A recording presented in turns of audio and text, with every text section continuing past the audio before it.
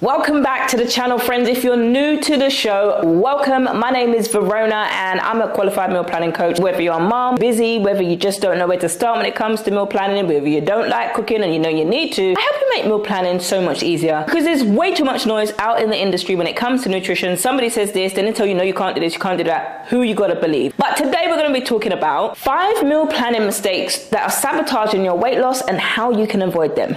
Coming in at number 1 is overlooking portion sizes. Tell me if this is you in the comments below, that you know when it comes to food or when it comes to meal prep, you try to meal prep, but you end up eating the whole week's worth of meal prep that same night that you prepped it. Hats off to you, because that means that your food is really good. You don't know how to not make your meal plan only last the night that you cook it. Or you might be somebody who struggles with eating the same thing every single week. I tell you, this is exactly where you need to be, because I struggle to eat the same thing every single week. So to avoid that, I don't.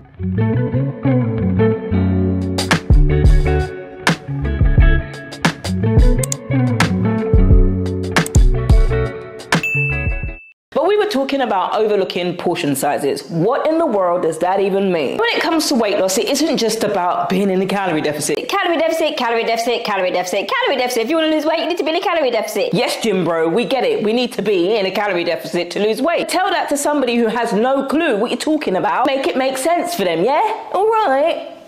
Calorie deficit, yeah. But if you're somebody who's sedentary, you need to be moving, you need to be active, because our bodies have been created to move. In order for you to lose weight, let's get it straight, that you do need to be in a calorie deficit. But what do that mean? If you're somebody who's never exercised before, or it's easy for you to go to the gym, when it comes to the food for you, what do that mean? You can tell me all day till you're blue in the face, Jim bro, I need to be in a calorie deficit. Tell me what that means for my life practically. When I love my food, when I'm trying to meal prep, I end up eating the same thing in one night. Calorie deficit ain't gonna cut it, bye-bye. Even though you do need to be in a calorie deficit, we need to apply it so it makes sense, which is why I'm here, okay? Anyway, how you can do this, you don't need to count calories, you don't need to track macros, you don't need to count points, you do not need to put your food in pretty little colored containers and then call it 21 days and then that's gonna fix your overeating problem. Girl, don't get me started today. I'm not talking about that, but what I am talking about is, if that works for you, go on, do what works for you. It doesn't work for the majority of us, but anyway, if you're trying to lose weight, it doesn't mean that you need to go on bird food diets. Don't go from the extreme of having a plate the size of my head and then eating what should be for 2 people or can be for 2 meals. Don't put that in 1 meal and then go and eat bird food. And this is what Verona told you to lose weight. That ain't what I see it, okay? Come on, lean in, let me tell you straight. You have to have balance. So that's why the scale can be a helpful reminder for you to measure accurately. Some people do find the colored containers works for them. I didn't like it because it was too restrictive for me. And when they were trying to tell me to cut up a slice of pizza and put that in a yellow container, forget about it, because that ain't it. Okay, that for me led to disordered eating, and I was overweight. So me being overweight showed that there was no harm in me eating food. So why am I struggling? Every time I go into bed, I'm thinking about food, running around, up and down, bouncing around like a blimmin' bunny, working out like twice a day, thinking, yeah, this is gonna help me lose fat faster. But it caused me to have disordered eating. You have to do things that you can sustain. Otherwise, you're just gonna add more to your plate, pun intended. You're gonna add more to your plate that isn't actually food. So you're gonna struggle with eating the food and your portion sizes, and you're gonna struggle with stress and worry about that. Do the thing that actually works for you. Try it for a while. If it don't work, then you can focus on something else that does work. If points works for you, track the points. But if you know you've been trying to track your points for the last 10 years, it ain't gonna work for you tomorrow, okay? We need to let it go, okay? It's okay to let it go. Let it go. It's okay. Okay. Number 2, not planning for leftovers. I remember there was a course that I did. I can't remember the name of the course, but it must have been that good if I remember the course right. There was a part of it where we actually interacted with some of the members. So we broke off into another Facebook group to just kind of help us. It was actually really beneficial being able to meet with other like-minded business women. Anyway, what we had to do was kind of come up with the concept of what we're trying to create. So I did this course to help me create a course, basically. You know when you spend money on a course and you know you never actually do the things that you paid for that? Just kind of remembered that. Anyway, we kind of met up together and it was really good. We met for a couple of sessions and we just kind of shared ideas with other people. This is the power of community. When you have community, you're coming up here, we all a family, you know, we're a community. Everybody welcome, everybody welcome. So my course was going to be about meal planning. It still is, but it's just a different course to that time. I remember that we had a conversation. I ain't going to tell you her name because that's irrelevant to the story. She was like, no, I'm your ideal client. So we explored that a little bit more. And one of the things that she talked about is, as a parent, she finds herself cooking for each child every single night. But she was just sharing about how she refused to make any leftovers. And she said to me, convince me why I should buy your course. If I have to convince you to change your health and to eat healthy, it ain't for you. So I cannot want this more than you want it. How bad do you want it? Those of you who remember Drew will know. How does that work? Me convincing you if you're going to love leftovers or not. Either you're going to complain that you don't have time to cook healthy, but yet you're cooking 7 different meals, or each of the members in your house, and you're saying that you don't have time. Well, I think the problem is what you're doing and how you're doing it. Leftovers does not mean that you need to eat the same thing 5 days in a row. It could be completely different. That's the purpose of meal planning. Meal planning ain't got to be the same thing. Who was it that created this concept that said we have to eat the same thing every day? Because it's boring. And that's why so many people think that meal planning is boring. If you're eating the same thing 5 days in a row, expecting that to be some exciting food, of course it's going to be boring. Get too excitable, okay? Number 2, we're only at point number 2. We've got 3 more. Don't plan for leftovers. This can lead you to itching hands, itching feet. You remember itching feet, itching feet? I hope that's a good concept. Lord, help me. Forgive me, Jesus. But if you've got hands that wander, they wander to the snack cupboard, mine is there, and they're like, oh, okay, I'm hungry. I'm going to get something to eat. Get yourself some protein, okay? If you like some cheese, stack on some cheese strings, mini bells, some protein bars if you need to, but snack on something that's protein because that will keep you satiated. This is one of the biggest mistakes that I see. Leftovers does not mean that you need to have the same thing every day. You can have that leftover for dinner the next day. I tell you what, I love doing this. I don't like eating the same thing 5 days in a row, so I don't. In fact, I pride myself on being one of the meal planning coaches who do not meal prep the same thing 5 days in a row. Why? Because that's boring. And that doesn't fit my lifestyle. That's not what I'm here for, okay? Because if I eat like that, I tell you, I'm going to KFC, I'm going to McDonald's, I'm going to go to Burger King, I'm going to eat every other food than the thing that I've prepped in the fridge and left it. Because I do not like eating the same thing. Can you tell? You can tell that I don't like it. Yeah, I think I've labored that point enough. But my point here is, when you are creating leftovers, it doesn't mean you have to eat it the next day and then the day after and then the day after that. Pick meals or ingredients that you can use in multiple dishes. Number 3, the third mistake that I see a lot of people making is forgetting to hydrate. You've got to stay electrolyted. You've got to stay hydrated. Now, I know it might sound simple, but in practicality, it's very hard to do, especially if you don't like the taste of water. You see this?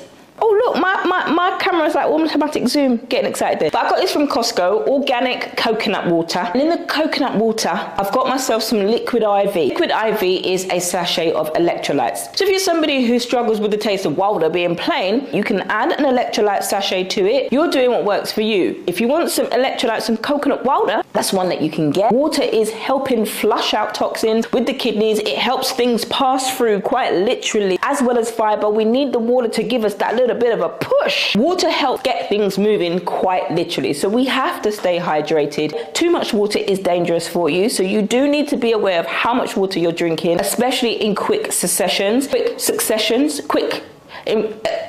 word? Especially in, I want to say quick succession, but I don't want a posh word for that. At one time. If you're drinking all water all at once, you have to be aware of that because that can be dangerous. But you're making sure that you're spacing out the adequate water that you need across the day. Mistake number 4 that's costing you weight. Now, some of this one is a little bit controversial, but for me, skipping breakfast. I used to be all about intermittent fasting. I used to go into the gym, fasted, do the fasted training, and sometimes I still do that. But the way that my leg days are set up, I have not got the capacity. I said I don't have the capacity to do that because the time time that I nearly passed out at the gym because I didn't eat anything was enough for me. Because I haven't eaten in the morning, girl, bye. Even if it's something light, you can have a rice cake, cut yourself up a piece of banana and have some nut butter at least 30 minutes before you go to the gym, and then you can be carbohydrate filled. Also making sure that you've got your electrolytes as well. Have a fruit juice, a glass of fruit juice, and maybe something else. But if you're having some form of carbohydrate before you go to bed, having some form of protein before you go to bed, and also watching your stress and your food. If you're skipping meals and your hormones are out of whack and your stress is and your cortisol levels are up, and I know these people that say I'm a stress coach now. Some of them are, but some of them are selling you random supplements, de-bloat this and de-bloat that you have to join and sign up to their team. Bro, bah. If you're somebody who's training and you're going to the gym, don't expect to give yourself the best effort if you don't have the energy. Carbohydrates are fuel for that exact reason. Don't be afraid of carbohydrates.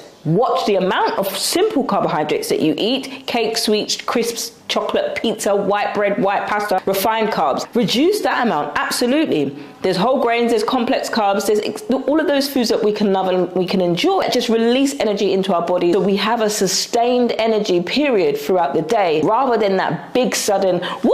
I've just got a quick succession of carbs. Succession seems to be a good word that I keep using. A quick carb hit, and then I've got that carb crash. We've all had those energy crashes. So nobody's saying that carbs are bad. I'm not, anyway. Some people do struggle with insulin resistance. Check your bloods, check with your doctor to see if that's you. You will have a different protocol to somebody else. But don't be afraid of carbs. Bananas ain't gonna hurt nobody unless you're allergic to them, or unless your body doesn't like them or cannot digest them if they're overripe, like my body can't. But you only find this out if you're gonna be testing your poop and you're gonna be testing your blood. And they will be able to tell you this, and you create a specific nutrition protocol that works for you according to your body's needs. Carbohydrates are not the enemy once you use them responsibly, like a credit card. When we first got our credit card, yeah, I'm going to give you that, but we've got to use it responsibly, otherwise we end up in debt. It's the same thing with our bodies. If we're misusing the food, we're abusing food for whatever reason, we're busy, we're stressed, we're anxious, whatever it is, we need to deal with what's causing our stress and anxiety first, because carbs ain't gonna cut it, baby. In the moment it will, of course. I've had a nice whole piece of cake, chocolate at that, but I'm like, you know what, I just can't. I really can't. And I've been stressed. But after I had that cake, the cake is gone. The stress is still there. It's almost like it's waiting for me. Where you going? It's waiting for me to come back. So we can have the carbs. And in fact, I ate so many dying carbs, it gave me fat gain, as well as the rest of the macros that I was eating, proteins and healthy fats and saturated and trans fats. So don't get it twisted about carbs are the enemy. They can affect some of us, but so can eating too many fats and too much protein. Anyway, who gave her the mic? State number 5 is not listening to your body. There's a saying in Christendom that God is always speaking, are we listening? Like the airwaves, the radio waves. We can't see the radio waves, but they are there. And if we were to tune into the right frequency, my God, the day, we would catch a fire. We would catch what the Lord is saying, and we would catch onto a radio station. I don't know if we'd understand what the radio station is saying, because you've got medium wave, FM, and you've got AM. But there have been times when I've been trying to find a station, and you can hear that funny radio sound, and you're tuned in, and you hear when you're tuned into something, I can't understand a word what they say. It could be swearing at me. But my point is, the frequencies are still there, but we just need to connect, and we need to dial in. That's a word for somebody. We need to dial in to connect to the right frequency and the right channel. Once we got on the right channel, you realize that the listening is pleasant. The same thing when it comes to point number 5, not listening to our body. When we are tuned in to the signals that our body is given, I'm telling you, it is incredible. Years ago, I did a really, really restrictive diet where I took out all the carbs, took out ultra processed foods, took out carbs because I had enough, okay? And I also became a pescatarian. Over that 18-month period, I had the best gut health ever. I could not for the life of me figure out why, if I ate dairy, drank dairy, my throat would feel like it's closing immediately. But if dairy is cheese, isn't it? Cheese is dairy. If I ate a pizza, no pain whatsoever. Once they got all up in my business, I understood the test determined that this was the problem. When I cut everything out a number of years back before then, I just had enough because I was always having pain. You see, my body was speaking. I didn't understand the frequency to connect to. Come on, somebody. Our body is always sending us signals, so we need to be in a position and have the right knowledge and information so we're aware to diagnose what our body is saying to us. My body was constantly giving me a signal that through the food food and the diet that I had, it did not like it. And so the symptom and the message it was sending me